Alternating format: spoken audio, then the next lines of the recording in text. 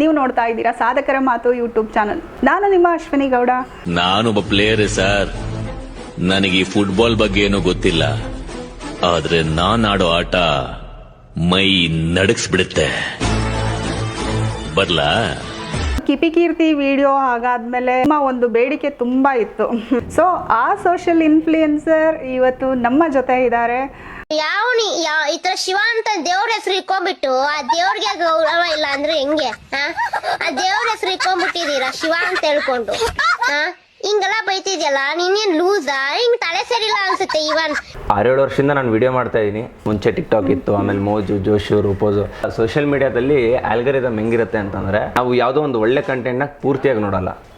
ದೇವರಲ್ಲಿ ಕೇಳಿದೆ ಬರವ, ನೀಡಿದನು ಅವನ ಸ್ವರವ, ಜನದಲ್ಲಿ ಯಾರು ತಿಳಿಯೋರು, ನಾ ಹಾಡೋ ಹಾಡುಗಳೆಲ್ಲ ನಾನು ಪಟ್ಟ ಬದುಕಿನ ಪಾಡು. ನೀವೇ ನೋಡಿರ್ತೀರ ಈ ರಮ್ಮಿ, ಆಮೇಲೆ ಈ ವಾಮಾಚಾರ, ಈ ಥರ ಪ್ರಮೋಷನ್ ಮೂಲಕ ನಾನು ಜನಗಳನ್ನ ಇನ್ಫ್ಲೂಯೆನ್ಸ್ ಮಾಡಿ ನಾನು ಅದನ್ನ ಪ್ರಮೋಟ್ ಮಾಡಕ್ಕೆ ಇಷ್ಟಪಡಲ್ಲ. ತುಂಬಾ ಜನ ಆಡಿಯನ್ಸ್ಗೆ ಶಾರ್ಟ್ ಮೂವಿ ಮತ್ತೆ ವೆಬ್ ಸೀರೀಸ್ ಡಿಫ್ರೆನ್ಸ್ ಗೊತ್ತಿಲ್ಲ. ಹೌದು, ಅದ್ರ ಡಿಫ್ರೆನ್ಸ್ ಹೇಳ್ತೀರಾ?